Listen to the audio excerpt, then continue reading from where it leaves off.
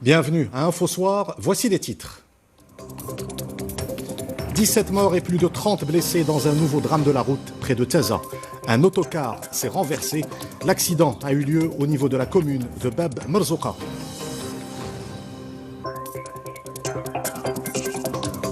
Madrid accueille la conférence mondiale pour le climat, la COP25. Les participants réaffirment leur engagement pour la protection de l'environnement et pour la réalisation des objectifs de l'accord de Paris signé en 2015. Le procès de l'affaire Hanan a repris aujourd'hui à Rabat. La vidéo du supplice de cette jeune femme avait fait le tour des réseaux sociaux. Le procès des mis en cause est reporté au 16 décembre.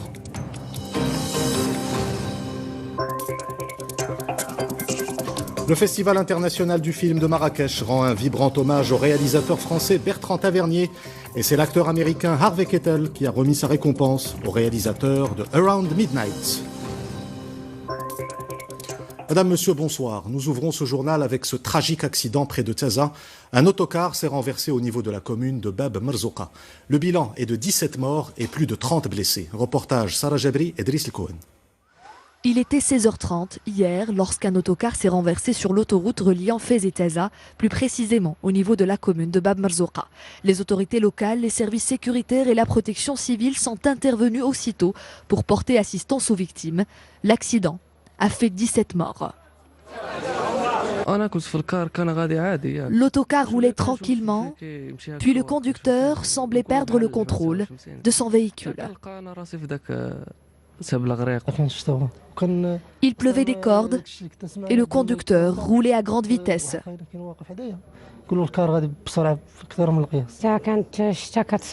Nous roulions sous la pluie. Quelques passagers ont demandé au conducteur de réduire la vitesse. C'était trop tard. Nous avons fini dans le ravin. 39 blessés ont été pris en charge à l'hôpital provincial Ibn Baja de Taza avant que 6 d'entre eux ne soient transférés en urgence au centre hospitalier universitaire Hassan II de Fez. À l'hôpital de Taza, 6 blessés graves sont pris en charge à la réanimation. 2 d'entre eux ont subi une chirurgie. Nous avons mobilisé tous les moyens humains pour prendre en charge les victimes de cet accident dans les meilleures conditions. Selon les témoignages des rescapés, l'excès de vitesse et les mauvaises conditions climatiques auraient été à l'origine du drame. Une enquête a été ouverte pour en élucider les circonstances exactes. Et avec la dégradation des conditions météorologiques, les automobilistes sont appelés à redoubler de vigilance. À Casablanca, les conducteurs ont dû prendre ce matin les précautions nécessaires face aux précipitations et aux chaussées glissantes. Il s'agit de vérifier l'état des véhicules et d'adopter les bons réflexes pour minimiser le risque d'accident. Reportage Fatih Al-Shab et Hamida Merbouh, le récit est de Salim Abnabou. Ils s'y attendaient. À Casablanca, la pluie rime avec ennui. Les automobilistes ont débuté leur semaine sur une chaussée détrempée, sous l'eau à certains endroits. Pour beaucoup, le temps de trajet est considérablement rallongé. En cause, bien évidemment, les mauvaises conditions météo et les multiples congestions. Bref, de quoi verser une petite larme ce lundi matin. Je suis obligée de laisser le système de désembuage allumé car je conduis vitre fermée, sinon je ne vois rien. Ça se passe toujours comme ça avec l'arrivée des premières pluies, la chaussée est glissante et il y a des bouchons. Un mauvais temps, synonyme de conduite prudente et responsable. Je suis assez prudent lorsqu'il pleut, je laisse une plus grande distance de sécurité avec l'automobiliste qui se trouve devant moi. Première chose à faire, réduire sa vitesse, être prévoyant évidemment et bien entendu vérifier ses plaquettes de frein. En effet, réduire sa vitesse ne serait-ce que de 10 km/h permet de diviser considérablement le risque d'accident. Quant aux Casablancais, ils pourront profiter d'un jour de répit demain car la pluie devrait de nouveau s'abattre sur les pare-brises ce mercredi. Comme vous venez de le voir, les automobilistes adaptent leur conduite et réduisent la vitesse en temps de pluie ou d'orage.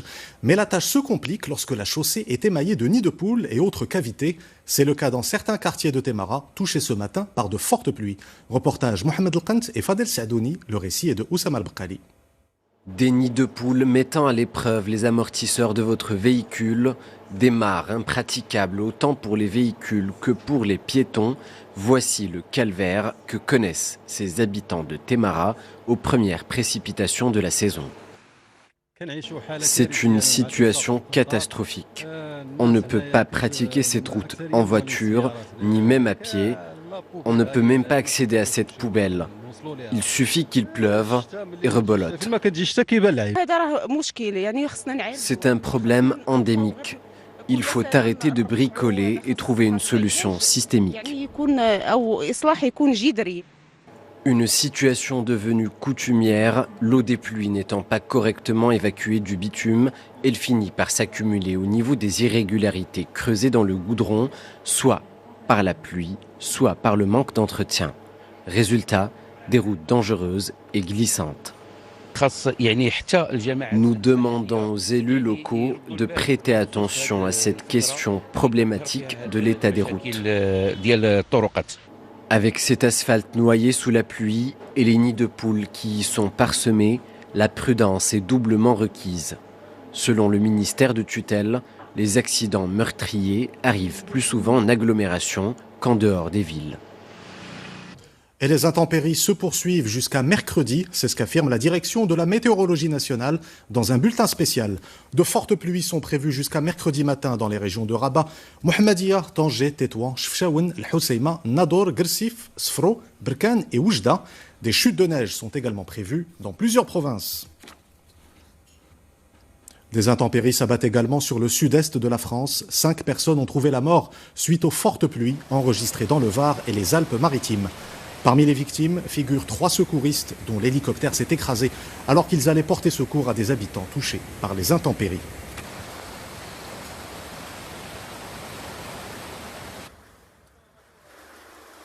Les perturbations météorologiques, il en sera question tout au long des 2 prochaines semaines à Madrid. La capitale espagnole accueille la conférence mondiale pour le climat, la COP25. L'ouverture officielle a eu lieu aujourd'hui.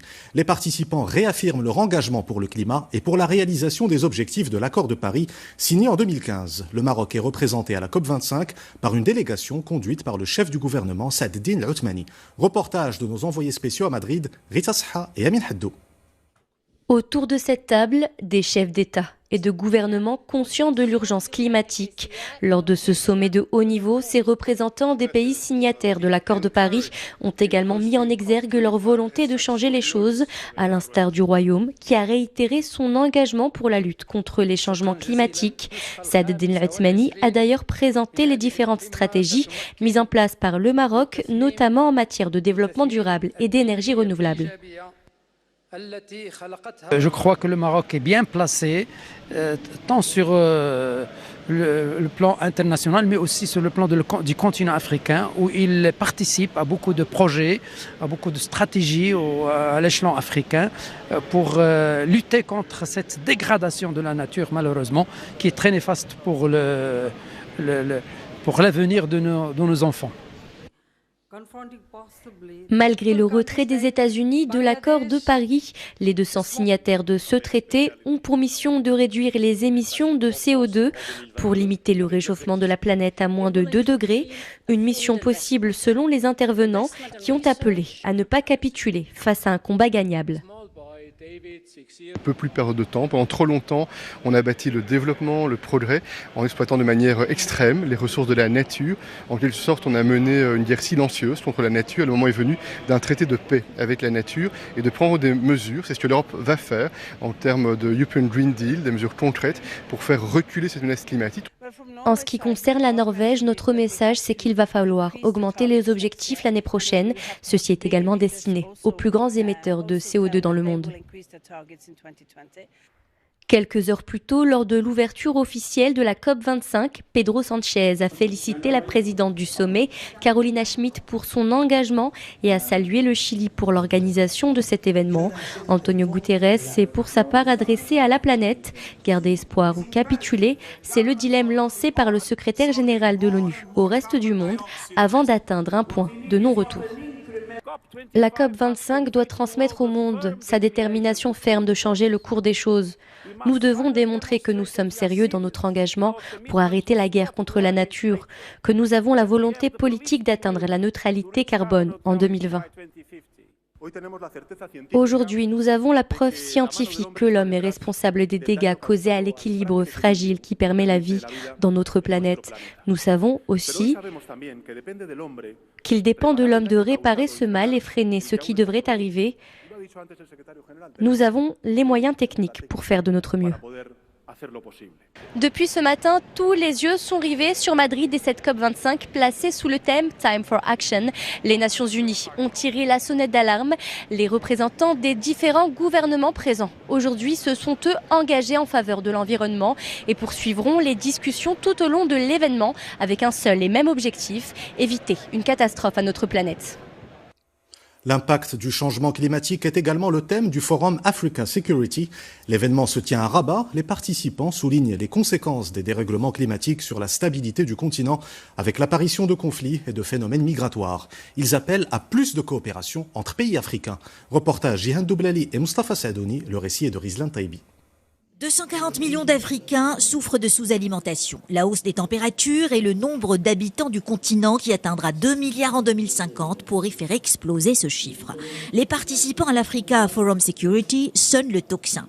Il faut en toute urgence faire face au changement climatique qui affecte les ressources en eau et les produits agricoles. C'est important de pouvoir discuter de ces grandes problématiques d'avenir. Le changement climatique touche bien sûr, comme vous le savez, tous les pays. Et nous sommes là. Il y a environ 350 experts africains, mais également des experts qui viennent des autres pays.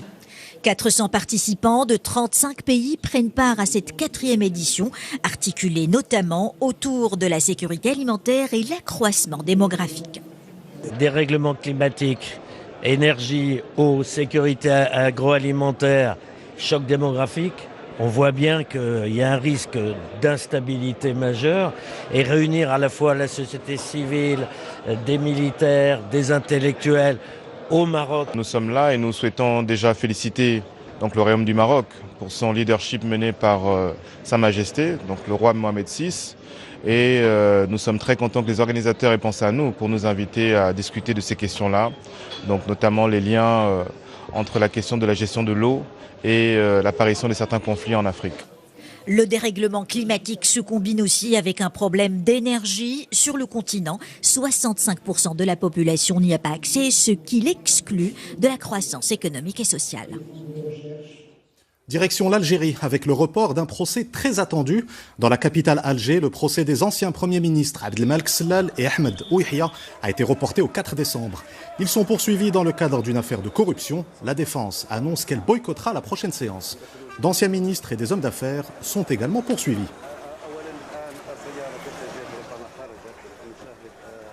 Le Maroc réaffirme son soutien aux Comores à la conférence des partenaires dédiée au financement du plan Émergence 2030 des Comores, organisée à Paris. Le ministre des Affaires étrangères, Nasser Bourreta, qui a représenté Sa Majesté le roi Mohamed VI, a rappelé l'engagement du royaume aux côtés de l'archipel.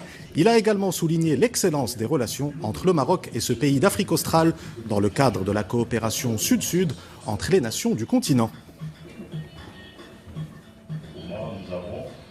Et je vous propose d'écouter à ce propos le président des Comores, Azali Assoumani. La relation entre le Maroc et les Comores, une très bonne relation depuis bien longtemps, et que nous, on ne fait que renforcer, faire aller de l'avant, pour qu'effectivement, un Comorien et un Marocain, quand ils se trouvent, ce sont des frères, par le cœur, malgré les 9000 km qui nous séparent. Mais les cœurs sont ensemble. De ce côté-là, on en remercie beaucoup Sa Majesté et puis aussi le Maroc pour cette offre très fraternelle par rapport à nous accompagner dans ce que nous appelons comme plan émergent. Arrêtons-nous à présent sur l'affaire de la jeune Hanan. La vidéo de son supplice avait fait le tour des réseaux sociaux au cours de l'été dernier. Le procédé mis en cause a repris aujourd'hui à Rabat. Il a été reporté au 16 décembre à la demande de la défense. Les prévenus sont poursuivis pour plusieurs chefs d'accusation, dont l'homicide volontaire et la séquestration. Reportage Abdelhamid El-Morabit et Hicham Sunni, le récit est de Salim Abnabou. C'est la deuxième fois que le procès est repoussé. L'un des avocats fraîchement saisi de l'affaire a demandé au juge un délai afin de préparer une réponse à la défense de l'un des 10 mis en cause.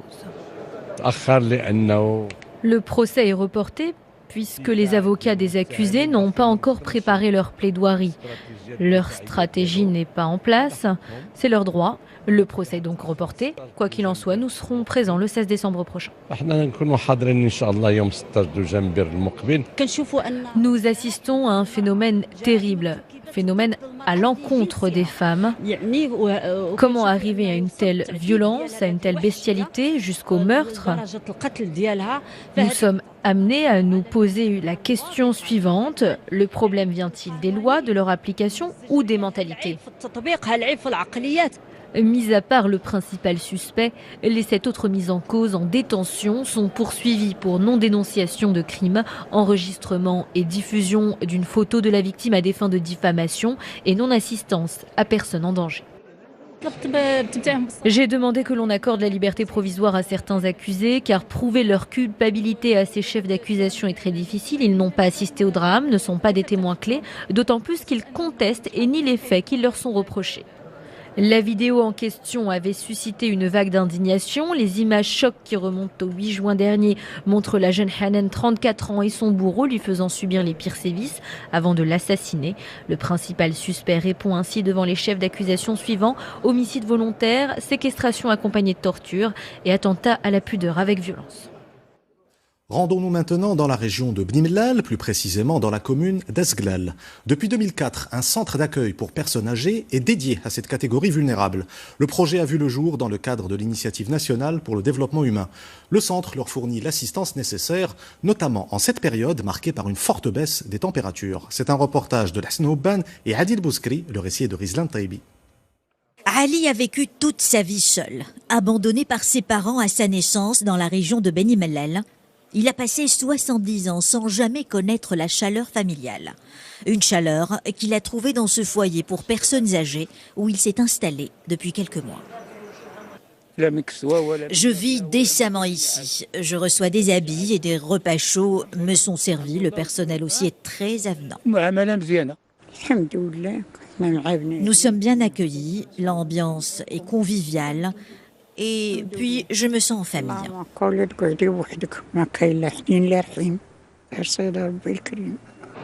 32 personnes bénéficient des prestations de cette unité créée en 2004 à Azglal, dans la région de Bni Mellal. Les pensionnaires sont logés dans des pièces individuelles et totalement pris en charge. On compte au total 2 structures complètement dédiées aux personnes âgées sans abri. Elles sont très sollicitées en cette période de l'année et les candidats doivent répondre à certains critères bien précis. Durant cette saison où le thermomètre affiche des températures glaciales, la liste des candidats s'allonge. Mais le foyer, dont la capacité litière est très restreinte, ne peut à lui seul accueillir tous les SDF du 3e âge qui se comptent par dizaines dans la région de Bni Mellal.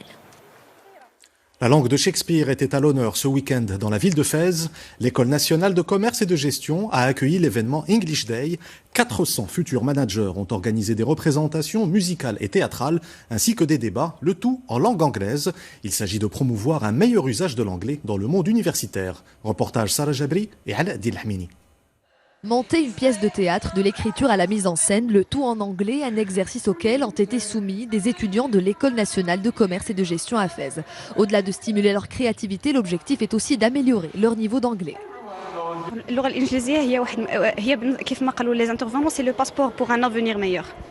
Parce que في هذه الوقيته هذه l'anglais هي la langue la plus parlée في le monde des affaires. Donc sans anglais on n'a rien du tout. أي étudiant que ce soit في l'UNCG ولا dans une autre école supérieure ولا في lycée également خصو يهتم بالanglais parce que راه عندنا plus de 20% ديال la population mondiale كيهضروا بالanglais donc c'est une langue internationale. Organisé depuis 3 ans à l'ENCG de Fès, l'English Day est un événement qui réunit plus de 400 étudiants autour de l'anglais, considéré comme étant la langue des échanges et des affaires. Les employeurs cherchent un profil qui parle anglais, mais aussi qui écrit l'anglais. On va dans ce sens pour faire connaître nos futurs managers au monde du travail. C'est une langue qui est très importante, d'abord parce que nos étudiants sont amenés à travailler avec des entreprises étrangères, à travailler dans des entreprises étrangères en tant que cadre ou à travailler avec des entreprises étrangères en tant que fournisseurs ou en tant que clients. La promotion de l'anglais en milieu universitaire permettrait, selon les organisateurs, de former des futurs managers et cadres financiers polyglottes, ce qui faciliterait sans doute leur insertion professionnelle. Du cinéma pour clore ce journal, au Festival de Marrakech, un vibrant hommage a été rendu hier soir au réalisateur français Bertrand Tavernier. Un grand moment de cinéma et d'émotion. Et c'est l'acteur américain Harvey Keitel qui a remis sa récompense au réalisateur de Around Midnight. Reportage de nos envoyés spéciaux Samia Harissi et Hicham Behlaouen. C'est en 1980 qu'Harvey Keitel a rencontré Bertrand Tavernier sur le tournage de La mort en direct où l'acteur américain incarnait le personnage de Roddy. Près de 40 ans plus tard, ces deux monstres sacrés du cinéma se retrouvent sur la scène du Festival international du film de Marrakech. Un grand moment d'émotion. Beaucoup d'émotions, je veux dire, surtout que cet hommage va m'être remis par Harvey Keitel, avec qui j'ai partagé des souvenirs extraordinaires. J'ai joué un de mes premiers films avec Bernard, La mort en direct avec Romy Schneider. Il a joué un rôle très important dans ma carrière et mon appréciation du cinéma. Il faisait partie de la nouvelle vague. C'est un cadeau pour le cinéma. Bouger un peu les choses, qui croient comme... L'amour du cinéma m'a permis de trouver ma place dans l'existence. Une citation de Bertrand Tavernier qui illustre son rapport au 7e art et qui explique son énorme contribution au 7e art. Bertrand Tavernier, c'est la mémoire du cinéma, parce que c'est vraiment tellement entre les films qu'il a fait, les livres qu'il a écrits, le pont qu'il trace entre la France et les États-Unis. Il vient d'ailleurs de sortir un livre sur tous ses amis américains. C'est vraiment, d'abord c'est quelqu'un de merveilleusement cinéphile, donc c'est vrai que à la fois ses films et sa façon de parler des films des autres, c'est quelqu'un de très particulier, de très important. Je l'estime non seulement comme un être humain, mais comme un grand penseur. Je suis une de ses grandes fans. Sa connaissance d'un certain genre du cinéma britannique dans les années 40 et 50 représente un véritable rêve pour moi. J'ai eu le privilège de dîner avec lui hier soir et on a discuté à propos d'un de mes films préférés. Donnez-vous la peine d'entrer et que la fête commence. Réalisateur, scénariste, producteur, critique et même président de l'Institut Lumière, Bertrand Tavernier a touché à tous les genres cinématographiques. C'est la France qui est coupable. Il y a trop d'inégalités, de misère. Je suis ou un grand sauveur, ou un grand martyr. Le cinéma Bertrand Tavernier, c'est un cinéma engagé et qui nous permet de regarder l'histoire avec grande H, selon évidemment ses sensibilités, sans sa vision magnifique et sur son humanisme. C'est un modèle. Pour moi, c'est un modèle. Je suis son travail. J'ai vu ses films depuis que j'allais au cinéma quand j'étais étudiant en France. Après Bertrand Tavernier, le festival rend hommage à Mounaftou, Priyanka Chopra et Robert Redford, de grands moments de cinéma, d'ouverture sur le monde, de partage et de joie. Avant de nous quitter, je vous rappelle l'une des principales informations de cette édition. Un tragique accident a eu lieu près de Taza. Un autocar s'est renversé au niveau de la commune de Bab Marzouqa. Le bilan est de 17 morts et plus de 30 blessés. C'est la fin de cette édition. Vous retrouvez tout à l'heure Zahra Etihel pour Al Masaiya. Quant à moi, je vous dis à demain. Excellente soirée sur 2M.